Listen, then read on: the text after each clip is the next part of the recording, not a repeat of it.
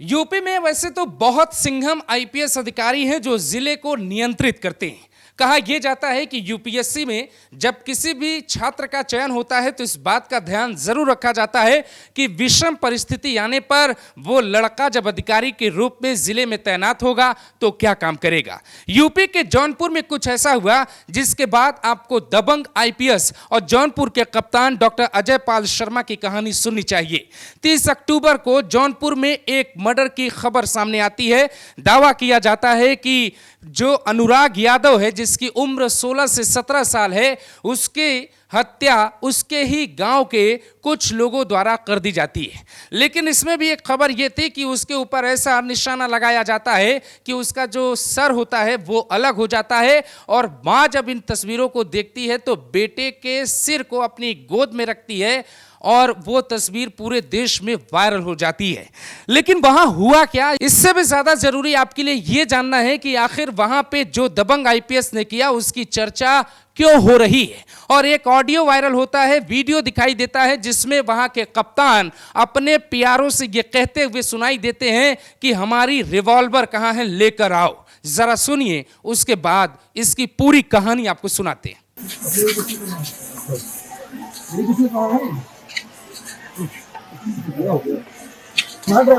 तो हुआ कुछ ऐसा कि सुबह 7 बजे का वक्त था। 30 अक्टूबर के दिन अनुराग यादव अपने घर के बाहर ब्रश कर रहा था। उसी दौरान पुरानी रंजिश जो गांव में पहले से ही चल रही थी, उन दो सगे भाइयों के बेटों ने अनुराग पर पहले हमला करने की कोशिश की। लेकिन जब अनुराग गोली के निशाने से दूर हो जाता है तो उसका दौड़कर पीछा किया जाता है और उस पे जो है तलवार से हमला किया जाता है और एक ही हमले में उसका सिर अलग हो जाता है। उसके बाद यह खबर बड़ी हो जाती है, लेकिन इस खबर में नेताओं की एंट्री भी होती है। उससे ज्यादा जरूरी है कि यूपी पुलिस ने कैसे वहां पे व्यवस्था को बनाए रखा और कानून व्यवस्था न बिगड़े, इसके लिए बिना बुलेट प्रूफ जैकेट के ही कप्तान को अपनी रिवॉल्वर को लेकर उस कमरे में जाना पड़ा जहां पहले से ही आरोपी कई तेजधार हथियार के साथ, कई बंदूक और कई खतरनाक वेपन्स के साथ कमरे के भीतर बैठा था। होता यह है कि कप्तान आदेश देते हैं कि जल्द से जल्द आरोपी की गिरफ्तारी की जानी चाहिए, क्योंकि जौनपुर पुलिस को यह खबर लगती है कि आरोपी एक घर में छिपा हुआ बैठा है और चारों तरफ से गांव के लोगों ने उस आरोपी को घेर लिया है। या तो घर को आग के हवाले कर दिया जाएगा या आरोपी के साथ अनहोनी हो सकती है या फिर आरोपी बाकी लोगों पर हमला कर सकता है। 20 मिनट तक पुलिस वहां पे घेराबंदी करती है और घर को चारों तरफ से ढूंढ लेती है और अनुराग के आरोपी को जो पहले से ही घर में मौजूद था उसको लेकर खबर पुलिस के पास ये होती है कि उसके पास खतरनाक हथियार है।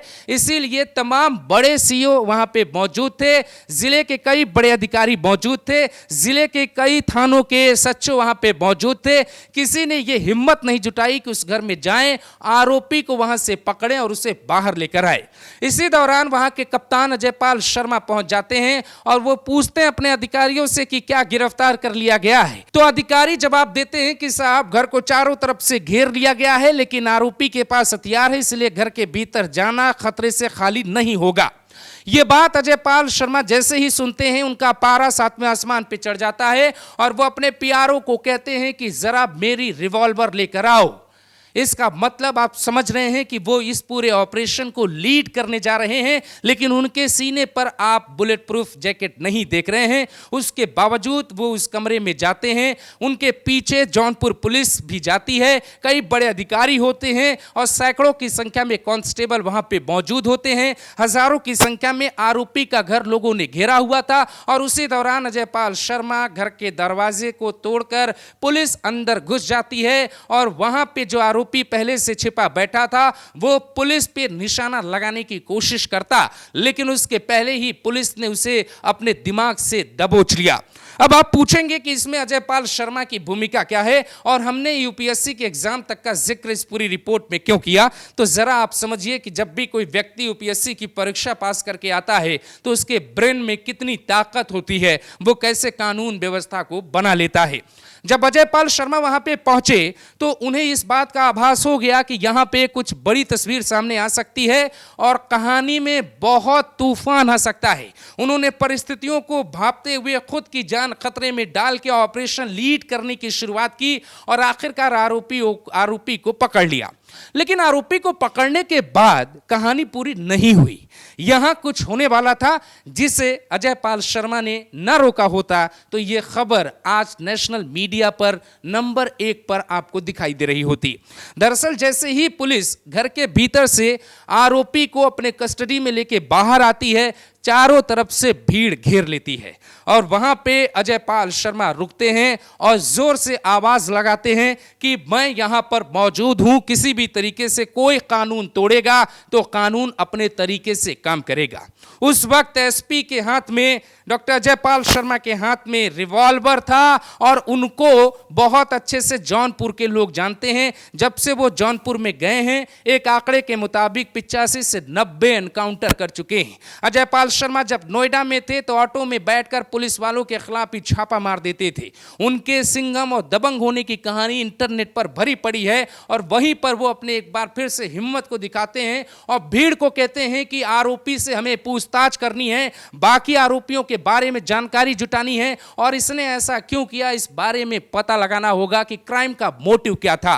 और इस बात पे 5 लोग आगे आते हैं जिन्हें अजयपाल शर्मा जिम्मेदारी देते हैं, कहते हैं कि अगर कुछ होगा तो परिणाम घातक हो सकते हैं, हमें किसी भी हाल में आरोपी सुरक्षित चाहिए, हम पूछताछ करेंगे। सवाल यह है कि जो अजयपाल शर्मा एक आंख बंद करके भी आसानी से एनकाउंटर कर देते हैं, वो आखिरकार एक आरोपी को बचाने के लिए वहां मौजूद लोगों से क्यों उलझ रहे थे। इस बात को आप ऐसे समझिए क्योंकि यह मामला जाति से जुड़ा था और इस पूरी कहानी में लगभग 10 यादवों की एंट्री होती है और अब उनका नाम हमें पढ़कर आपको बताना होगा कि किसका कौन सा किरदार था। दरअसल ये पूरा मामला जमीन का था। गांव में जीएस की जो जमीन होती है सरकारी, उस जमीन को 2 पक्ष के लोग अपनी अपनी बता रहे थे। जो मामला सिविल कोर्ट में चल रहा था और वो जो है न्यायालय के सामने था। इस मामले की जानकारी पुलिस को भी थी, लेकिन मामला मजिस्ट्रेट के जब सामने होता है तो पुलिस कुछ खास कार्रवाई नहीं कर सकती है। इसमें जो सबसे बड़ी लापरवाही हुई वो हुई थी जगदीश यादव की तरफ से, जो क्षेत्र के लेखपाल थे, जिन्हें तुरंत सस्पेंड कर दिया गया था। इसके अलावा कानून गो, जिनका नाम मुनीलाल चांद है, वो भी जिम्मेदार पाए गए लापरवाही में, उन्हें भी बर्खास्त कर दिया गया। कानून गो मुनीलाल चांद भी वहां पर जिम्मेदार पाए गए लापरवाही के लिए, उन्हें भी हटा दिया गया। खबर यह है दोस्तों कि यह पूरी कहानी जो शुरू हुई वो रामजीत वर्सेज लाल मोहन और लालता यादव के बीच शुरू हुई। जो रामजीत हैं उनका ही बेटा अनुराग है जिसकी उम्र 16 साल है और वो एक पक्ष थे जो ये दावा कर रहे थे कि जीएस की जमीन हमारी है। जो दूसरा पक्ष था जिसमें 2 भाई थे, लाल मोहन और दूसरे भाई का नाम था लालता मोहन यादव। इन दोनों भाइयों के बच्चों ने ही अनुराग पर हमला किया। सीधे तौर पे पुलिस के पास जो जानकारी है और कोर्ट के जो पेपर बताते हैं उसके मुताबिक ये पूरा प्रकरण 40 साल पहले शुरू हुआ और ये 2 परिवारों के बीच की रंजिश की लड़ाई थी। आप कह सकते हैं कि ये ऑर्गेनाइज क्राइम था जिसे आरोपियों ने बहुत खतरनाक तरीके से अंजाम दिया। लेकिन एसपी अजयपाल शर्मा ने बहुत ही बेबाकी से, बहुत ही शांति से, बहुत धैर्यता के साथ सिस्टम को ये समझाते हुए वहाँ पे नियंत्रण बना लिया कि जब भी कोई पढ़ा लिखा दबंग सिंघम अधिकारी मौजूद होगा, किसी की मजाल नहीं है कोई चूक कर दे। दोस्तों, इस कहानी पर आप एक कमेंट जरूर करिएगा कि अगर आईपीएस अधिकारी ने अपना दिमाग न लगाया होता तो कैसे योगी को घेरने के लिए एक बड़ी राजनीतिक पार्टी को बड़ा मौका मिल जाता।